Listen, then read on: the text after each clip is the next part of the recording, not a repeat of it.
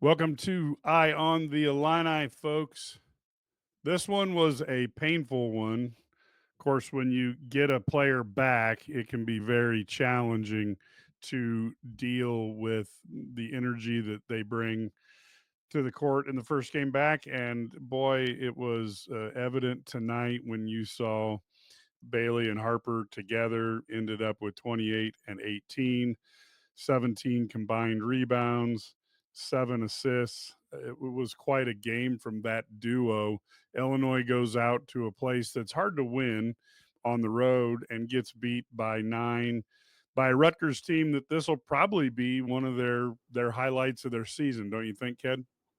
Yeah, for the NIT, and if Illinois doesn't play any better, that's where they're going to be headed to. That was this. It's a signature win. I No, don't no, I know know it's what a to signature expect. win, and that's my point. Is that was this will be what Rutgers fans point to as their high point of the year, possibly, is this victory over the Illini. I'm going to tell you this. They have a lot of problems to figure out. There's just too many.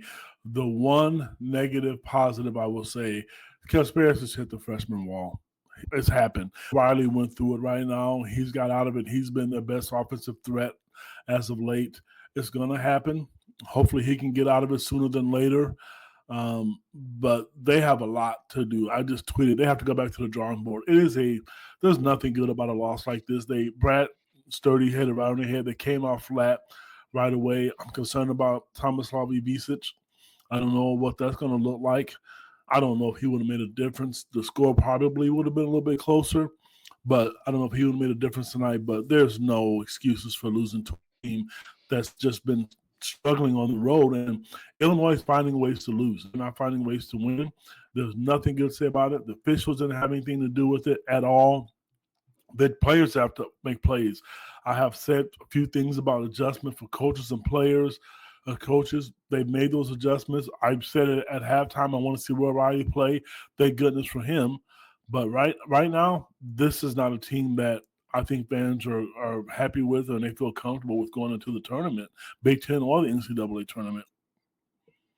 Brad, Yeah, it's not much fun being an Illinois fan, is it? Goodness gracious. This team is just they're maddening because and it's a common thing. It seems to happen a lot where it's injuries, it's Ivicic going down, it's Trey White. Okay, he's not playing. He would have helped on Bailey maybe. You just go down the line and it's always something. There's always some excuse for why it happens. But here's the reality. You got to come out and play hard. You can control the controllables. Even when they missed shots in the first half, they weren't getting. How many rebounds could they have chased down, and they didn't do it because they didn't have energy? How many times did they not do that?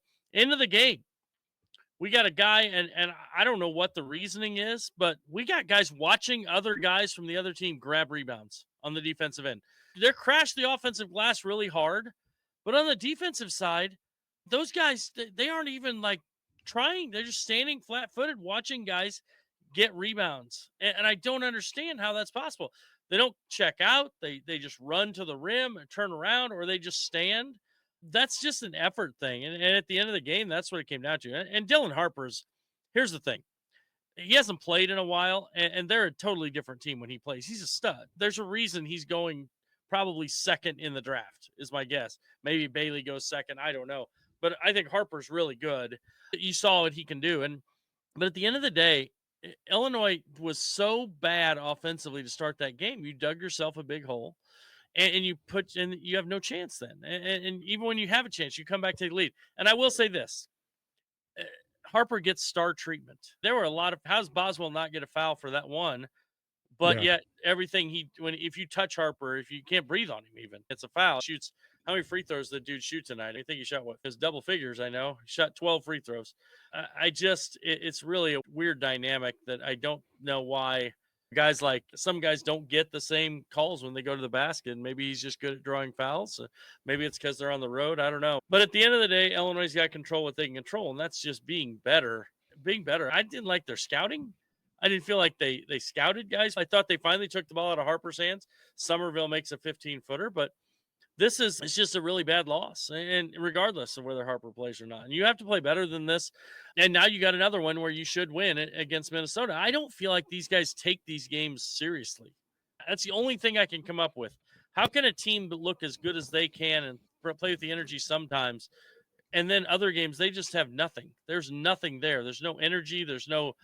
It's almost like and I don't want to say they don't care because I'm sure they do. But at the same time, how can you not play with energy? You're getting an opportunity to play. Go play it. I thought the same thing. This is very similar to the Nebraska game when you think about exactly. it was the Nebraska game. You come out flat, you play like crap, miss every shot in the first half, and then you come out and play. You can't keep doing that. You can't keep having that. And we said they were going to be inconsistent before the season started. But we're in February now. It's time to start putting stuff together. Yeah, I think the frustration that I have is we saw basically a Xerox copy of Nebraska where I'm not certain if they didn't pay attention to the scout, if the scout was poor, if both were true. But boy, they didn't look to take Rutgers super serious, came out and playing half speed just like Nebraska. And how many games can you dig a hole that deep that you don't learn you need to show up in minute 20 in the first half and start playing well? I was just disappointed that the team came out that low, especially after losing to a mediocre at best Nebraska team under the same circumstances. I just didn't get it. Yeah, I agree. I still don't. And I'll tell you, I'm worried about Minnesota. I know we're discussing this game. There's nobody right now that I don't feel comfortable. I don't care who it is. I don't feel comfortable with them thinking that they should win. I don't care about analytics. I don't care about the spread, what Kim Palm says. Right now, it doesn't mean anything. They were favored by 6 tonight, and they look like they didn't even want to be on the court. They have some issues they have to figure out. And again, if I'm Minnesota, if I'm Ben Johnson, I'm playing a zone. I'm sagging off to make sure that they can make threes. And again, I hope Ibisevic is healthy. Brad and I, if we can find out, we'll let people know on our message board. But for the most part right now, I don't feel comfortable with them playing anyone and thinking that they're going to come out and win. I just don't, because bad things just happen. You're right. Trey White's hurt. You get Ibisevic back. Then he gets an ankle injury. Now KJ hits a freshman wall. They just don't look very good to me right now as a team. And not time to panic because we know how good they can be. But this right now, this isn't working. And here's the thing. KJ has to be their lottery pick. There was a time when people were talking, is it going to be just less than a month ago? We're talking, do you take Yakachonis or do you take Dylan Harper? That was actually a discussion that was going on among draft people. Which one are you going to take? And at the same time, so that's not even comparable right now. He's not doing anything really. I don't know. There's nothing there. He can't get a shot off. He doesn't. And when he does, he misses it. He gets an open one. Can't get to the basket. He isn't rebounding. He isn't guarding off the ball at all. And when he does guard, he fouls. He had 2 fouls on guys shooting terrible shots you want them to take, and he just runs into them. But so that's just not good, and he's got to play better because he did play better early in the season. So at the end of the day, that's just I guess that's what it is when you have freshmen. You're relying on freshmen. He certainly didn't look like a freshman early in the season. Still had some turnovers. You're always going to have that, but now it's just sloppy turnovers, like the things that don't make sense.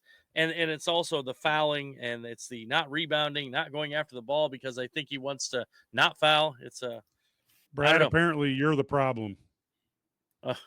My bad. What are you talking about? No, it says this guy doesn't blame KJ. He's an 18-year-old kid. He blames Brad. You know what? Underwood.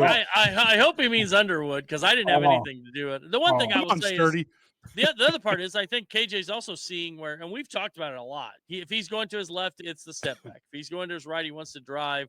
We're seeing him be loose with the ball, and they have seen that. But you eventually, if you're a high IQ player, you figure that out. You figure out how they're playing. Well, that's the part that surprised me most, Brad, is because usually you would actually see him in games adapt to how guys are or how teams are guarding him or how players are guarding him.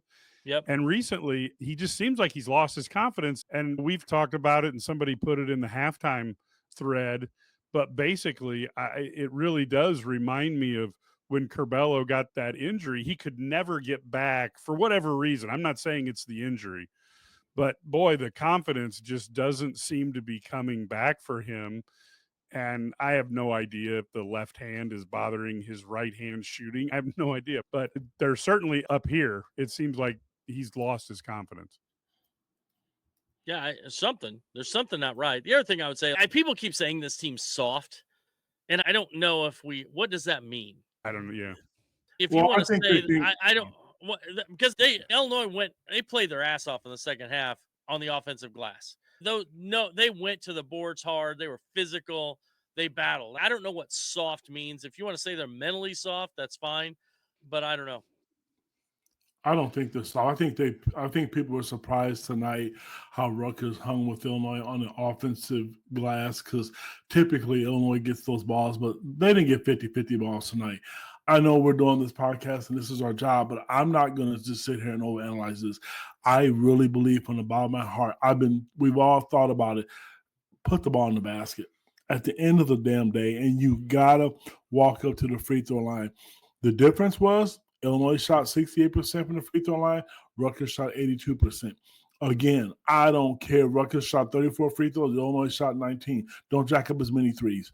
I don't. I have nothing. Even I make fun of high knees more than any media guy in the world. I have no issues. Yes, he missed a call underneath the basket.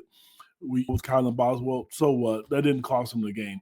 Put the ball in the basket. I'm sorry. Here's what I'll say.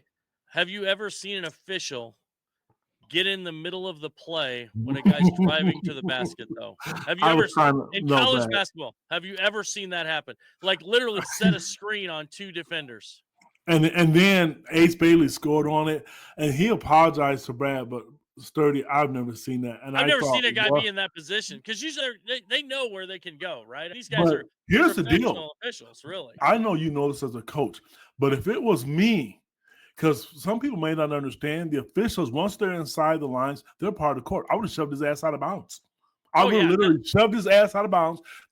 He's not a player. They are part of the court, and that is the rule. You can Google it. It's a rule. Probably Humbergast thought he'd get a foul. So he'd foul the official. Anderson shooting two.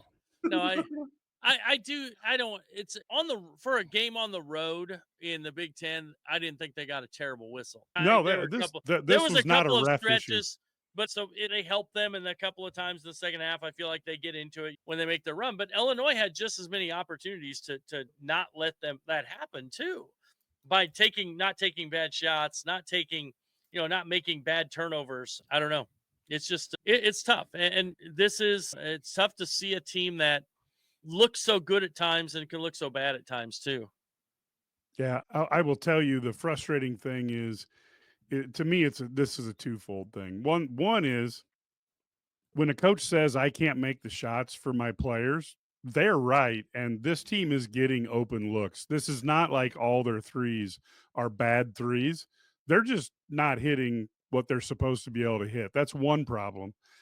And then to me, the second problem is once you don't hit a shot a bunch of times, maybe you need to change how you're going to deploy that player. And let me give you a really stupid example to illustrate my point. How many missed threes would it have taken to decide that Kofi Coburn is not a three-point shooter? And again, I know that's an over-the-top example, but for some of these, the guys just aren't hitting the shot that you would like them to. For example, Humreck House, finally, he got a few tonight, which was nice to see. But how many of that long stretch could have been him doing booty ball and getting a few baskets here and there that makes the difference between Illinois winning and losing? And I don't know.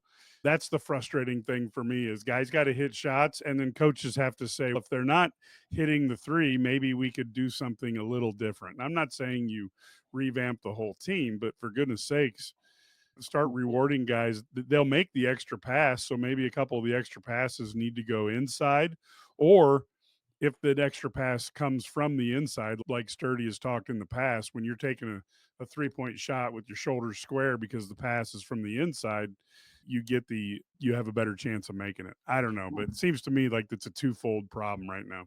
Mike, I don't want to steal your thunder, but I'm just looking at the numbers. They were 6 for 28 from 3. Let's just go down the list right here. Drayvon Gibbs Lawhorn, 0 for 4. Kylan Boswell, 0 for 3. Tommy Ivisic 0 for 1. Oh, no, excuse me. Ivisic 1 for 5. KJ 0 for 2. Ben Rickhouse 3 for 8. Will Riley 2 for 5. You cannot shoot 6 for 28 and shoot 21% from 3 and think you're going to beat people. You're just especially not. Ked, when two guys were 5 for 13. Here's the thing: your starting backcourt was 0 for 9 from 3. Yeah. Your starting 3 guards were 0 for 9. Your starting lineup was 1 for 14 from 3. Oh, that stings. So basically, we got to figure out who we want to shoot threes. Don't start them and then get them in as quickly as possible. I guess. I don't know. No, He should be a coach. Here's the thing. The weird part about it is, like, they took some bad threes. There was one. Boswell took one. Yeah, that was. We all knew. Like, yes. Just bizarre. That was a terrible 3. But a lot of those threes are really good looks, like rhythm open threes that they're just. We saw. I think it was Humrickhouse got an offensive rebound kicked out to Riley. Step in 3, he made it, and then he makes the next one, which is like that sidestep deal. That was because he made the first one, so he's getting in a rhythm. I don't know. It's tough, and they also the other thing is, and I get people are saying they did a better job in the second half attacking the basket. You're right, but eventually, as teams just congest that lane, there's nowhere to go, and so there's not a lot of openings. There's not space to do things. And Rutgers had, if you notice tonight, it was very congested lane. Even when Riley got in there was a lot of bodies and a lot of, they don't have a great rim protection, but it's still him getting bumped makes it hard for him. And he made some tough shots, but it's difficult when it's not there. And Boswell, again, it's hard for him to get inside. He was 3 of 5 tonight, which is good, but he missed some close ones. It's just a tough thing there's not a lot of room. I thought did find some help or some good stuff going to Ivisic in the post, and he was effective, but then he gets a sprained ankle, and then so he's not really effective after that. And Merez isn't going to score in the post. So they did go to Humrickhouse a little bit with some booty ball there. He was effective. I think he was 2 of 3 from 2, but yeah, there's little things. The other thing are free throws. One team made free throws too. So Rutgers Brad, 82%. Yeah, who's the team? Who's the team that is going to come out in a 2-3 zone and just let Illinois bombs away and just be content to get rebounds and go down to the other end? Are we going to see a 2-3? Is Iowa going to roll out a 2-3 against Illinois? They might. Iowa will play zone. I'm sure they're going to play zone. I would. Now, the thing about Illinois is, though, okay, let's say let's think about this, though. Yeah. We would say this because we're watching this. But can you tell me when Ivisic or Humrickhouse or KJ, don't you think they're going to make some shots? Like, No, they haven't done it, man. They haven't done it. But they have done it. They have done it. They haven't done it in the last. It has been a while, but I'm sitting here thinking thinking as an Illinois fan. Think about this. We always think about the worst possible scenarios. Okay, if I'm the other team, if I'm thinking worst possible scenarios, we're gonna play 2-3 zone, and this will be the one game when Illinois shoots like 15 for 25 from 3, and we're gonna get blown out of the gym. So I don't know. They need some luck, man. They need to find a 4-leaf clover because right now it's bad. And what I don't want to see, and we're not there, is this becomes personal. Guys start hanging their head. I don't want to put all the pressure on KJ because, like I've said, I'm not going to change my mind. As Ivisic goes, I think this team goes. He's the one guy that I'm not going to change my tune and say, you know what, I'm going to stick with KJ. He's important. He makes players better. I get it. I understand. But right now, that freshman wall that I mentioned at the start of this broadcast, he's just struggling. I think going into the game, there's no way he didn't know what was at stake with all the scouts that were there tonight. It's human nature. And I'm not going to sit and blame his age because guess what? Dylan Harper and Ace Bailey are freshmen. And I'm sorry, but right now, and I'm a huge Will Riley fan. If I'm an NBA scout that saw what he did tonight, I'm liking what I saw. That kid scored in bunches. His confidence is great. He's shooting the ball a little bit better. He's handling the ball. He can get to the basket and make great passes. They just got to get everybody clicking on the same page. And I'm not going to say anything really negative about Kylan because I've been an asshole to him the last few podcasts. I just think at his age, you guys, that shot that he took, he knows better than that. There's no one basket that's going to get you 8 points. And he knows better than that. And look, I'll be the first one to tell you that a team is never as good as they are like the night of the Oregon game. And they're probably not as bad as they are the night of the Nebraska or tonight. But it's painful because they have shown such flashes. And I just think at some point as a coach, you have to change up what you're doing. And I don't know, maybe a group hypnotherapist or something to try to get them to believe they can hit 3-pointers. But although I think they believe they can hit them because they keep shooting them. But I don't know. Something needs to change, and they need to do something different. And again, to me, it goes down to trying to. I think Underwood's done a good job with this team. When people say they're soft, rarely do I see the number one team in the country in rebounding be called soft. They have the ability to play hard basketball, but boy, it's the discipline that gets me. The dumb shots and the dumb turnovers. The If dumb you could find a fouls. way to minimize those, you'd probably be better off. This is the Run My Own Business dream. This is the colleges paid for dream. This is the retire early dream. This is Busey, where your dreams and possibilities become moments through trusted guidance and expertise, through lifelong relationships. Because we're here to help you achieve the life you've always envisioned. Mike, you talk about stupid plays. There was a play today. Jake Davis literally the guy. I don't understand. There are 3 officials. It's not like it was in the 70s where there was 2. There are 3 officials, and you literally shove a guy in the back right in front of the official. They're going to call it. I just don't. Those are stupid things that to me I just don't understand. Or KJ going behind his back and throwing a one-handed pass because it looks cute on TV. Damn it, they're not good enough to be doing that right now, and they just aren't. And they do things that there's just good teams don't do. Walking up to the free throw line, like I mentioned, and not making free throws. If you're going to make a run and you want to be a team that everybody thinks you're going to be, and right now I don't want to hear that anymore. Shooting 21% from 3 and 68% from the free throw line, I'm not cool with it. And I'm not. We're all different. We're all entitled to our opinions. I don't blame the coaches. I think they got the ball to Will Riley in the second half. He got a start. They're getting open looks. That's their job. They're getting layups. I thought Coach Underwood ran some good out-of-bounds plays. I've been the biggest jerk in the world about that. They ran good sets. They ran an out-of-bounds play for Will Riley to get a baseline 3. He missed it. I don't know if people are looking at that, but I know I saw it. So I have no problem with what the coaches did tonight. This is on the players. And if people say, oh, kid, you're wrong because they're kids, bullshit. They're all 18, 19, 20, 21 years old. They're not babies. Other teams do it. You had a guy from Rutgers shoot a Magic Johnson shot over his head. That should get you pride. Mike, maybe I think what people are talking about, that people are mad and being soft, maybe they want them to go out and punch people, but this isn't boxing. Illinois is a tough team. They rebound really well. They typically defend really well.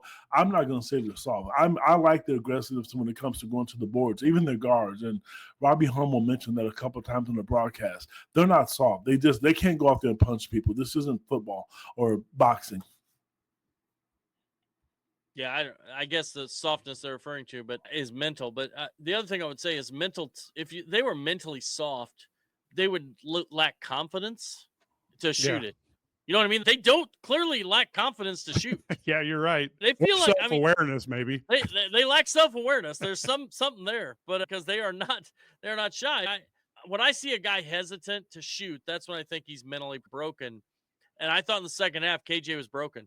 Because he didn't take a shot, I don't think, in the second half. Did he have it? No, that's the number one. Yeah, they've got to get him back on track. He had one layup. He had one layup in transition there. Riley hit him for a layup that I think tied it or gave him the lead there in that one stretch. But that was the only shot attempt. So your star guy, who is your highest usage guy, plays 11 minutes because of foul trouble, takes one shot attempt in the second half. Basically does nothing, did not get a rebound in the second half. And that really can't happen. He had 2 rebounds for the game, and he's got to be better than that. And some of that is just, and so I don't know. I think he's afraid to foul.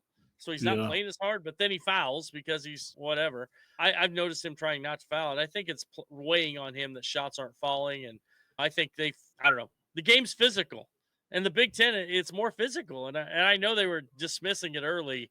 Oh, college, it's just a game, it's just basketball. But I really think the physicality is weighing on him, especially. I think, and so I think that's it made it tough, and he's got to make that adjustment.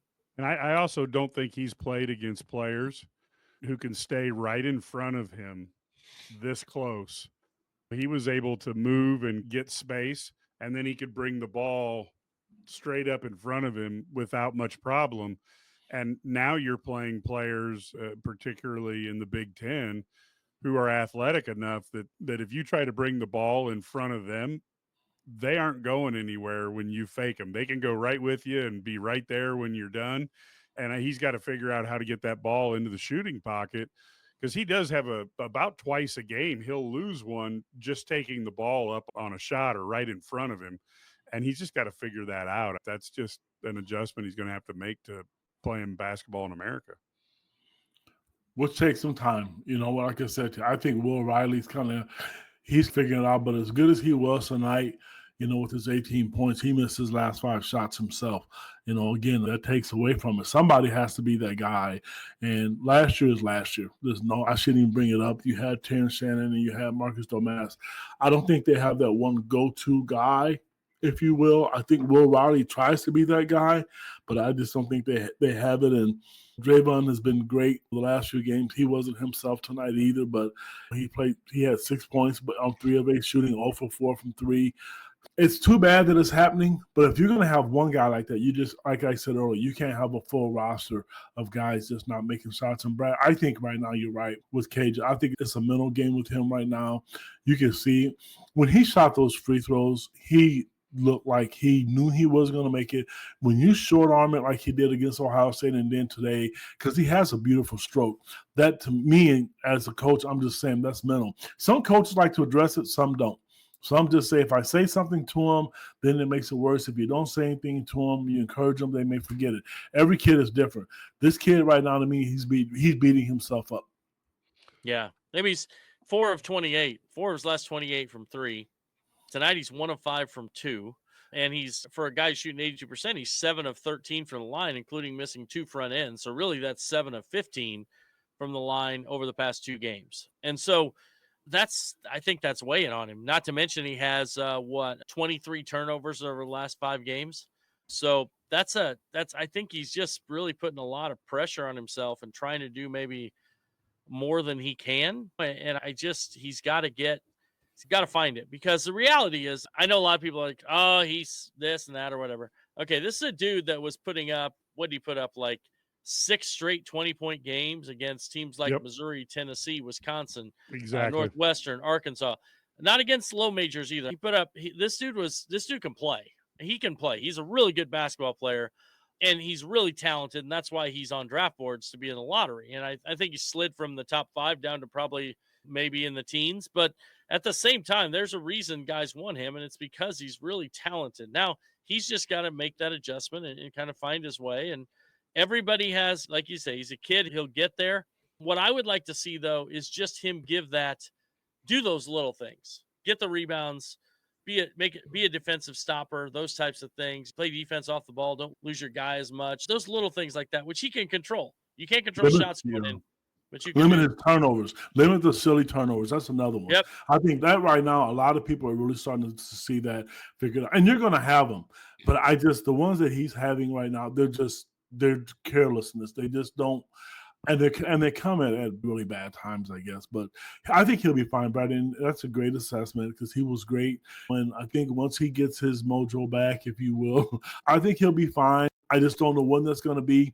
It's nice right now, though, to say that you want to see them hit this wall before the end of the season, because once he gets going and they get Ibise's back, and Perez played great. He wasn't good on the glass tonight, a lot like he has been, but I attribute a lot of that to Rutgers. I really do. I think they're a really good team. Perez only had 5 rebounds, but he also had 4 fouls and only played 22 minutes, so that probably has something to do with it. And the thing that's interesting to me is I really believe that college coaches don't want to play Illinois until they get a chance to see how the wind's blowing the first 3 or 4 minutes of the game.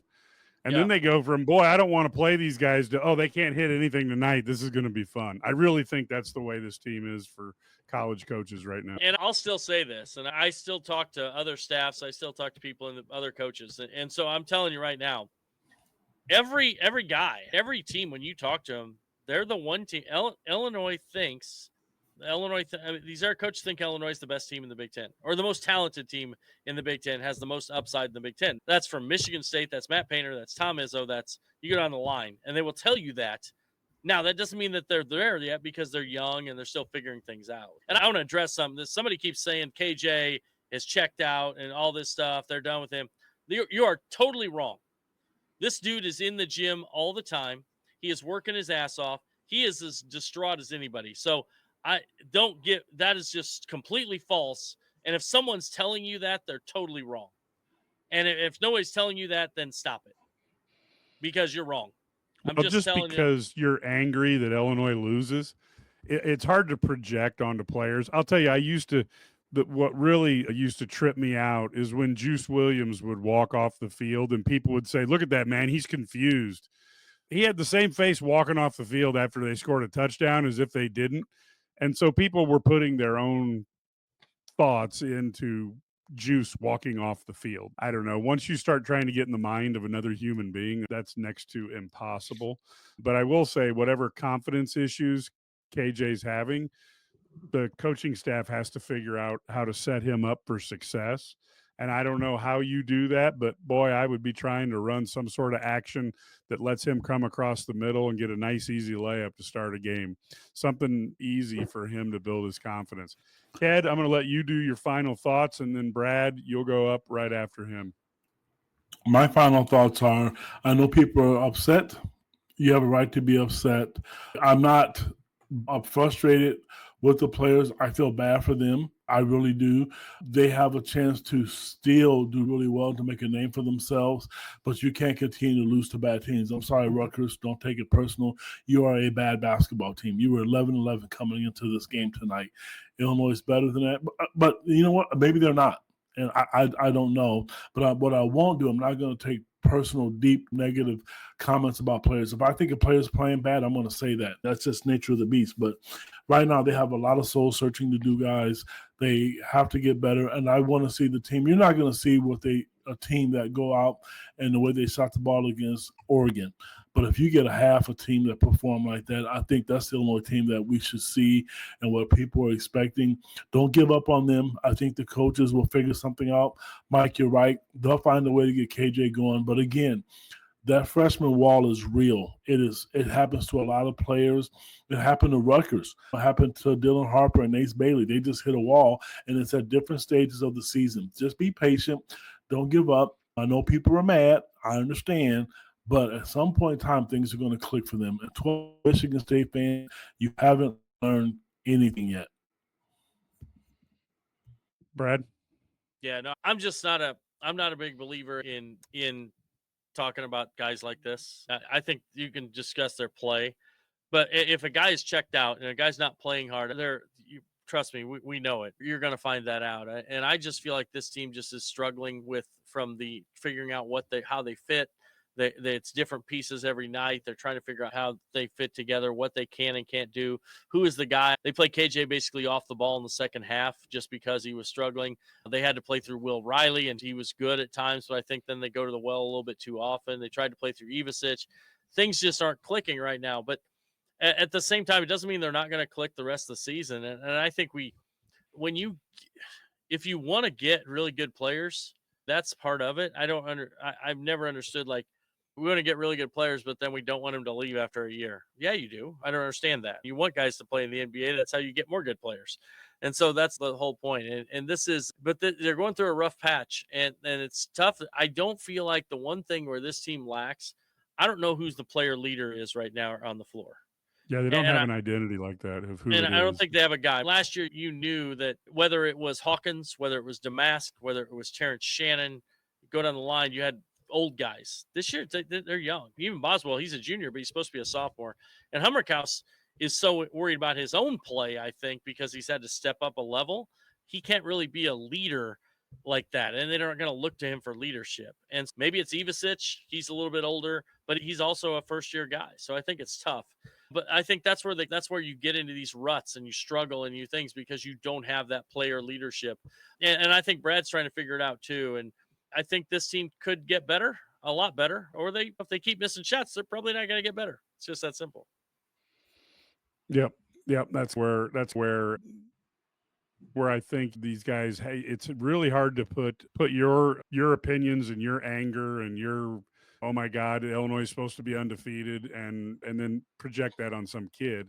Regardless of, I know people feel like they have the right to, now that kids make NIL dollars, so I guess you get the right to rip them. But I don't know. I think I've always looked at a basketball season as the longest of all the seasons of sports that I care about, because baseball doesn't count for me. And I think it's the biggest journey. And whether we like it or not, there's still 2 months left in this. And I'm assuming that Brad Underwood is trying to figure out solutions, and he hasn't given up, and that's what he has to do. And he has to have that the players have to have that same thought that they're going to play better tomorrow than they did today. And then they got to get out there and work hard so that can happen. Now, whether they can all pull it together, and that's part of the magic of basketball. We see who can do it. They've got to figure out how to make shots, and right now that's just not happening. And until it does, this team is going to be ripe for being upset on a regular basis. So with that, folks, we are going to head out of here. Please subscribe to IlliniGuys.com.